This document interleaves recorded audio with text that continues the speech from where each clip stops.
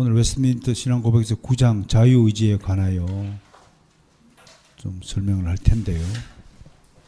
1번부터 5번까지 있죠.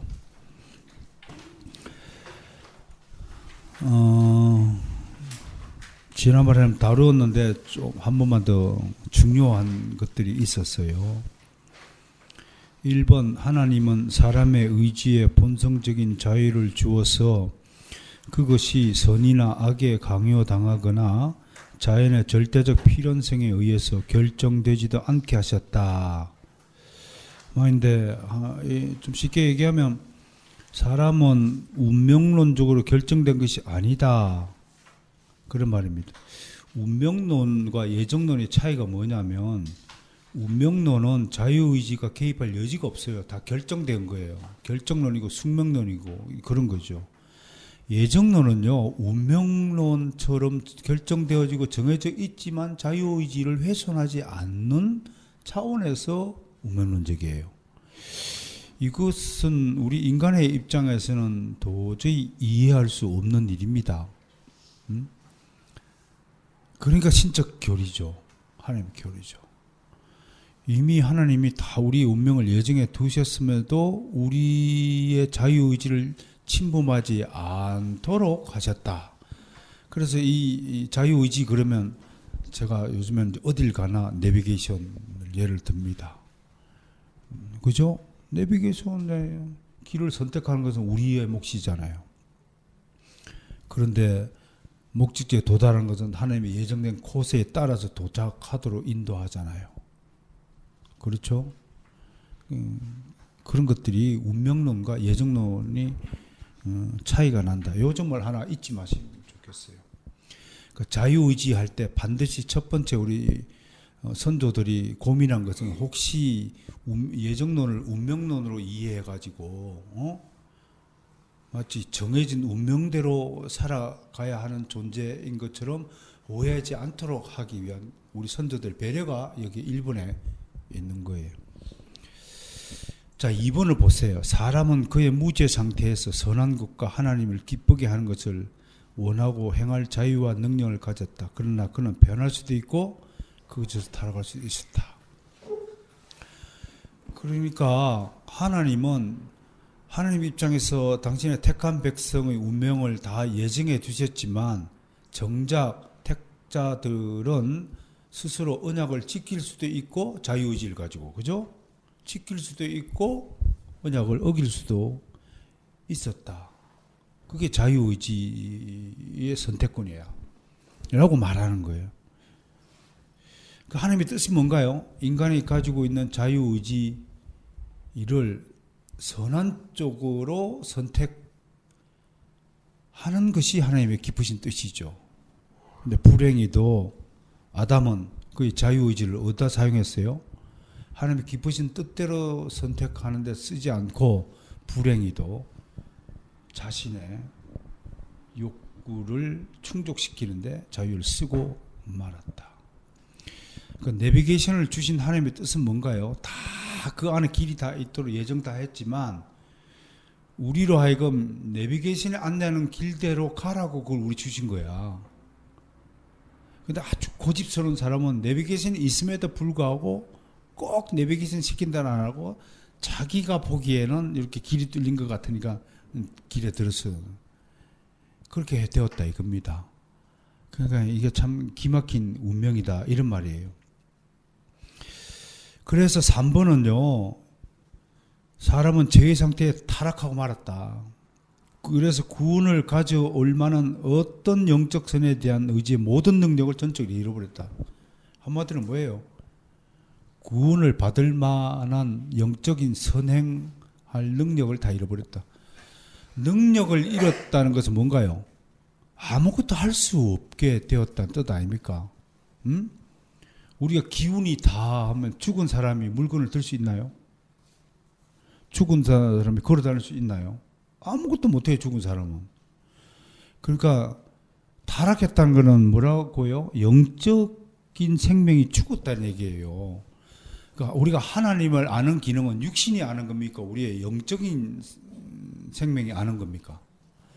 영적인 생명이 아는 거죠. 근데 영적인 생명이 죽어버렸다. 그러면 다른 거는 다 알 수 있는데 세상의 이치나 원리, 뭐 태양이 뜨고 달이 뜨고 저걸 관측하고 그렇게 해서 일반적인 능력, 육신적인 능력은 뭐 온전하지만 하나님에 관한 것에 대해서는 도무지 알 수 없는 상태가 되었다. 그걸 우리가 전적 타락이라 한다. 라고 이미 설명을 했어요. 오늘 아까 로마서 읽은 것 보세요. 사도 바울이 이렇게 고백했어요. 내 속에는, 즉 내 육신에는 선한 것이 있다 없다? 없다. 원함은 있으나 정말 기가 막힌 표현이 있어요.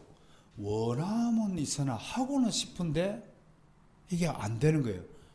선을 행하는 것은 없다. 왜? 선을 할 능력이 없는 거예요. 여러분 생각해 보세요. 가끔씩 꿈속에서 우리가 하늘 날아다니는 경험을 해보지만 사실은 모든 인간은 한번 날고 싶잖아요. 날고 싶은 마음은 있으나 날 수 있는 능력이 없잖아요. 날 수 있어 없어요? 없다는 거예요. 지금 여러분 전적 타락을 잘 이해하셔야 돼요. 내가 쉽게 예화를 들어서 설명하는 거예요. 인간이 아담이 선악과 범죄에 의해 타락을 했다는 것이 무슨 뜻이냐? 매번 가르쳐도 성도들이 헤매는 거예요. 헤매. 이게 가르치는 자의 고민입니다. 전적 타락을 어떻게 하면 설명할까? 이 어려운 것을 어떻게 하면 요리를 해서 여러분을 쉽게 설명할까가 우리의 몫입니다, 사실은. 저는 제 방식대로 여러분들이 쉽게 설명을 해서 비유를 해서 설명을 하는 거예요. 날고는 쉽지만 인간에게는 나는 능력을 아예 기능조차 없는 거예요. 그 상태를 지금 로마서 7장 18절에서 하는데요. 내가 원하는 바 선은 행하지 아니하고 도리어 원하지 않은 바 악을 행하는도다. 선을 행하는 능력은 사라졌는데 대신에 어떤 능력은 남아있다는 게입니까? 악을 행하는 능력은 남아있다라고 고백하는 거야. 이게 참 기막힌 고백입니다. 어째 인간이 요 모양 요 꼴이 됐을까요? 여러분 예수를 믿지 않고 중생에 이르지 못하는 일반인들, 세상 사람들, 자연인들 쳐다보세요. 그들도 사람을 선대하고 양심적인 기능이 있어서 하나님이 준 일반적인 도덕의 힘과 능력을 가지고 사람을 대합니다. 대단하죠? 그렇죠? 도덕적인 인격적인 분들 많습니다. 아주 예의 범절을 차리고 여러분 유교주의 공자의 도를 배우신 분들 명륜당 가보실래요? 여러분들의 그 경건함은 따라갈 수가 없어요. 그분들은 걸음걸이도 살포시 걸어요. 살랑살랑. 그냥 집구석에 돌아다 팍 신발을 내팽개치는 그런 불경건한 모습은 찾을 데가 없어요. 여러분 우리 그 선조들 소매가 왜 깁니까? 소매가 왜 길어요? 소매를 이렇게 짧게 안 하고 이렇게 길게 했어요. 예. 주머니가 없으니까 주머니 넣듯한 거예요. 물건 안에 집어넣는 거예요. 그 기능이고 또 하나는 뭘까요? 이제 그거는 넌센스 같은 해석이지만 물건 쏙 집어넣고 안에 싹 감춰가지고 양반들 손은 쌍놈들이 못 건드리니까 양반이 딱 손 넣어가고 가면 도둑질 하면서 아는데도 양반이니까 아는 척하고 갔다 안 갑니까? 못 들었어요? 김사과씨 나오셔갖고 밥을 안 넣고 하고 갔다고. 그런데 유교에서는 그걸 이렇게 설명을 합니다. 이게 끄면 밥을 먹을 때 어떻게 돼요? 밥을 먹을 때 반찬 위에 다 묻으면 어떻게 돼요? 더럽잖아요. 그러니까 이분들은 내가 여러분들에게 맨날 하잖아요. 행동하기 전에 생각하라. 생각하고 행동하라고 그렇게 하잖아요. 유교주의자들은요, 덜썩 숟가락 집어갖고 배고프다고 탁 먹으면 어떻게 해? 반찬이 묻잖아요. 그러니까 어떻게 해야 돼요? 딱 왼손으로 소면을 딱 싸가지고 이렇게 밥을 먹으니까 천천히 먹을 뿐 아니라 조심스럽게 먹게 된다. 모든 행동을 조심하라라는 뜻으로 손짓 하나 하는 것도 이렇게 막 손가락질 하지 말고 이렇게 하라고. 여러분 어때요? 인간이 보기엔 얼마나 고상한 인품이 묻어나와 있는 예의 범절입니까? 그 인간의 예를 가르치는 도가 유교의 도입니다. 그런데 오늘 사도 바울은 그러한 모든 겉으로 드러난 외향적인 도의 모습, 예의 범절 따위가 전부 다 악을 위한 일이라고 고발하고 있습니다. 여러분 이것을 예수 믿지 않고 거듭나지 않고서 이 이야기를 인정할 수 있습니까? 그걸 우리 선조들이 알고요. 영적 선에 대한 모든 능력을 전적으로 잃어버렸다고 말하면서 자연인은 선을 어떻게 미워한다고요? 우리 뭐라고 고백했습니까? 완전히 미워한다 그랬어요. 그냥 미워하는 게 아니라 철전지 원수로 대한다는 거예요. 그러니까 부모 형제도 없는 겁니다. 예수를 믿느냐 안 믿느냐는 원수가 되느냐 안 되느냐의 문제입니다. 이게 보통 그냥 일어나는 일이 아닙니다. 완전히 미워하도록 된다. 죄 중에 죽어 있다. 자기 힘으로 자신을 돌이킬 수 없고 회개를 준비할 수 없다. 회개 회자도 생각 못해요. 왜? 자연인들은 제가 금방 말씀 우리 집안에 최 교수님 같은 분들 이효령 교수가 거듭난 뒤에 그랬죠. 지성에서 영성으로 옮겨졌다고.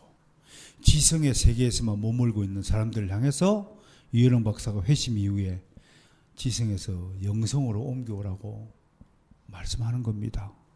이 땅에 수많은 지성인들이 이효령 박사의 회심을 놓고 조롱하고 비난하고 공격하고 아이고 참 돌았구나 할 때 이혜령 박사는 지성보다 한 수 위인 하나님의 세계에 있는 영적 세계를 그들에게 소개하고 있는 것입니다. 저는 정은경 교수님도 그 지성의 세계에서 탈바꿈되어서 한차원 승화되어져서 우리가 맛보는 이 영적 세계의 기쁨과 놀라운 경이로운 놀라운 하나님의 일들을 체험하여서 거듭난 은혜가 임하기를 원할 뿐인 것입니다. 4번 여러분들 같이 한번 읽어볼까요? 시작. 하나님이 죄를 계시고 그를 상태로 옮길 때 하나님은 그를 죄 아래 있던 물레의 멍에에서 해방시키고 오직 그의 은혜로 말미암아 그가 영적 선을 자유롭게 원하고 또 행할 수 있게 하신다. 그러나 그의 남아있는 부패 때문에 그는 완전하게 선을 원하지 못할 뿐만 아니라 도리어 악을 원하기도 한다. 네. 우리는 주님의 은혜로 완전히 죄의 멍에로부터 벗어났습니다. 해방되었습니다. 자유하게 되었습니다. 그런데도 불구하고 우리는 남아있는 죄 때문에 부패 때문에 우리는 하나님의 의를 온전히 살아내지 못하고 있다는 것을 우리 인정해야 합니다. 그래서 제가 이 부분에 대해서 존 오웬의 죄 죽임의 그 역설을 좀 지켜보라고 여러분에게 고민한 바가 있습니다. 존 오웬은 우리가 거듭났음에도 불구하고 계속 실수하고 죄를 짓는 이유가 뭐냐? 우리 안에 남아있는 내재하는 죄 때문이다. 근데 이것을 김남준 목사께서는 죄의 경향성 때문이다라고 다시 해설을 한 것은 상당히 탁월한 해설이라고 저는 생각을 합니다. 자, 5번째 시작. 사람의 의지는 영광의 상태에 있을 때에만 완전하고 변함없이 선만을 원하도록 자유롭게 된다. 자, 이 땅에 육신의 몸을 입고 구원받은 백성 여러분, 우리가 비록 구원받았지만 우리는 영광의 상태에 있는 게 아닙니다. 완전한 상태에 있는 게 아닙니다. 그러므로 완전 성화를 주장하는 성결주의자들의 주장은 잘못된 것입니다. 너무 나간 것입니다. 인간을 성경은 철저하게 부정적으로 봅니다. 항상 자유주의자들이나 인본주의자들은 인간을 긍정적이거나 낙관적인 존재로 쳐다본다는 사실을 우리 익히 배운 바가 있습니다. 인간이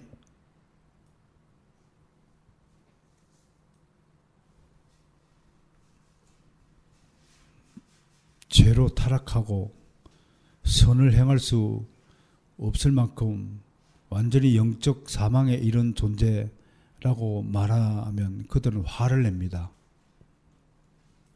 그렇다면 대체 하나님이 무엇이란 말이냐?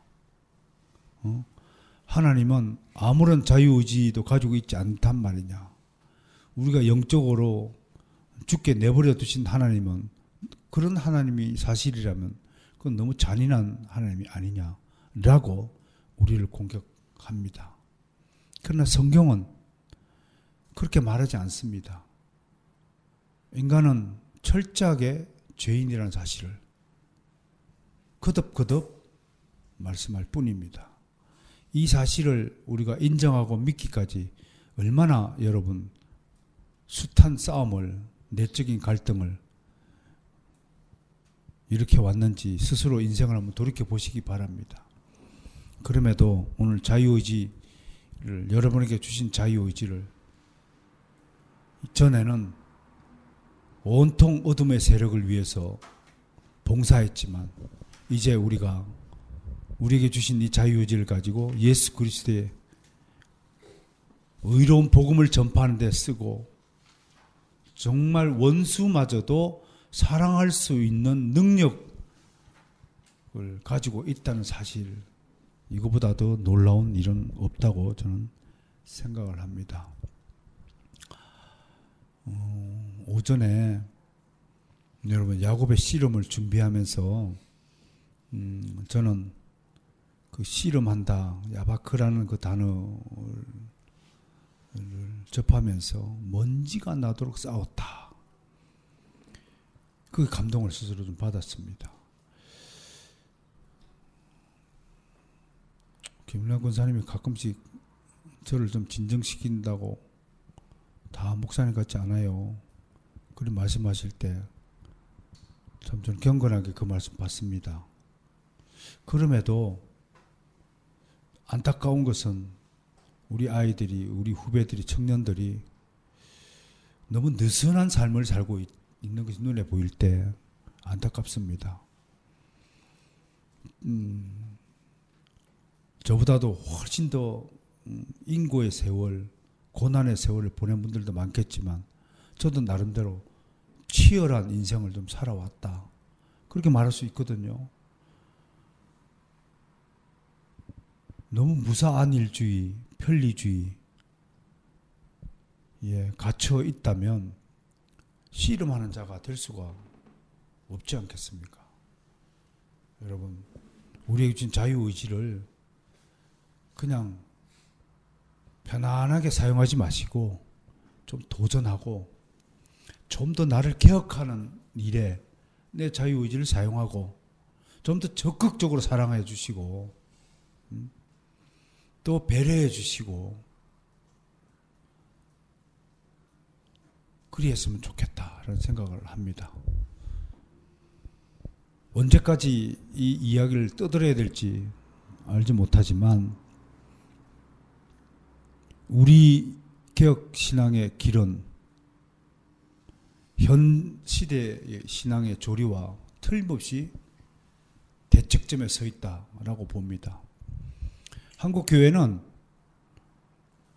거의 대부분 다 이제 체험주의 신앙에 물들어 버렸습니다. 직통 계시파들은 매일 아침 하나님의 음성을 들어야 살 수 있다고 고백하고 예언자들이 나타나서 남이 성경에 보십시오. 1992년 10월 28일 날 종말을 올 것이다 떠들었지만 다 그 시스로 밝혀졌잖아요. 어떤 사람은 내가 죽으면 3일 만에 반드시 부활할 것이다. 그래서 모든 성도가 무덤을 짓겠는데 무덤이 안 열리고 있잖아요. 점쟁이처럼요. 어느 대학에 가야 됩니까? 어느 곳으로 직장을 얻어야 됩니까? 언제 이사를 가야 됩니까? 라는 것까지도 예언가에게 의뢰하여 삶을 살아가는 불쌍한 사람들이 수두룩하답니다. 체험신앙은 말씀신앙과 정반대에 있는 신앙입니다. 그들은 자기가 체험한 그리스도에 미쳐있는 사람입니다. 그러나 성령은 성경을 제껴놓고 역사하지 않습니다. 성령은 반드시 예수 그리스도 안에 계시는 하나님의 말씀이 진리라고 우리에게 증언하시고 요한복음 14장 16절에서 성령은 진리의 영이라고 하셨지 않습니까? 예수 그리스도는 그가 나에 대하여 증언할 것이라고 요한복음 16장 17절에서 그렇게 말씀하셨거든요. 그런데도 체험주의자들은 마치 마약 중독자들처럼 점점 체험을 강화시켜 가더니 이제는 작은 체험 따위는 체험이라고 쳐주지도 않고 한창 천국 왕래자들 글들이 막 나오더니 요즘에는 치유 은사자가 나타나고 이제는 죽은 자를 살린다는 기적의 사람까지도 등장했다고 합니다. 그런데 옛날에 저도 경험한 바가 있지만 막 이마를 대고 이렇게 톡 쓰러지고 하는 사람들, 저는 쓰러지지 않았습니다만 나는 그들에게 묻습니다. 서 있는 사람 쓰러지지 말고 누워 있는 사람 이렇게 보라고 그랬어요. 그런데 믿겠다고. 나는 한 번도 성령 은사 운동하는 사람들이 누워 있는 사람 일으키는 법을 내가 못 봤어요. 그런 지금 시대에 살고 있어요. 온갖 방언을 하지 못하면 성령 세례를 받지 않은 거라고 하고 구원의 때를 알지 못하면 성령 세례를 받지 못한 거라고 하고. 그런데 개혁주의 신앙은요 하드로우 길입니다. 두 가지 합성을 한 건데요. 하나는 하드웨이입니다. 아주 고난의 길입니다. 그리고 슬로우 길입니다. 올레길 가는 겁니다. 천천히 나아가는 길이 신앙의 길입니다. 그런데 주관주의적이고 은사주의적이고 신비주의적이고 기복주의고 체험주의자들은 그게 싫은 거예요. 그게 고리답답한 거예요. 또 뭐 500년 전에 칼빈 얘기를 뭐라 하나. 1970년대 미국에서 이 은사주의 운동이 완전히 미 대륙을 뒤덮었습니다. 그때에 마치 그런 성령 운동을 비판하기를 하면 성령 사역을 소멸시키는 자로 아주 낙인 찍어갖고 완전히 집단 공격하는 그런 저주의 물결이 미국의 대륙을 온통 휩쓰던 때에 존 메가더 목사님, 여러분 아시죠? 메가더 목사님의 공로를 우리가 꼭 하나 기억해야 될 것이 뭐냐면 그때 1978년도에 그 잘못된 성령의 역사 운동가들의 사례들을 낱낱이 고발하는 책을 써가지고 미국 교회를 정신을 번쩍 들게 한 것입니다. 그게 2000년도 초에 우리나라에 수입이 돼가지고 지금 활개를 치고 있고 그 박영동 교수가 2010년에 일그러진 성령의 얼굴이다 제목으로 쳐가지고 한국교회 잘못된 성령 운동에 대해서 일갈한 바가 있습니다. 그런 점은 몹시 또 공헌한 바가 있는 것입니다. 여러분 자유의지를 잘못 사용하고 있는 남발하고 있는 이 시대에 우리만이라도 어렵지만 느리지만 성경으로 돌아오셔야 됩니다. 어디 가서 엉뚱한 성령의 은사, 기적, 초능력 받으려고 하지 마시고 여러분 진짜 진짜로 참되고 진짜로 가장 감동 깊은 영적 체험은 기도원에 가고 팍 자극돼갖고 몸이 탁 진동되는 그런 체험을 하는 것이 아니라 진리의 말씀을 깨달을 때 오는 그 감동이 진짜 영적 체험이라는 사실을 절대로 잊지 마시고 이 대회에서 이탈하지 않기를 저는 축원합니다.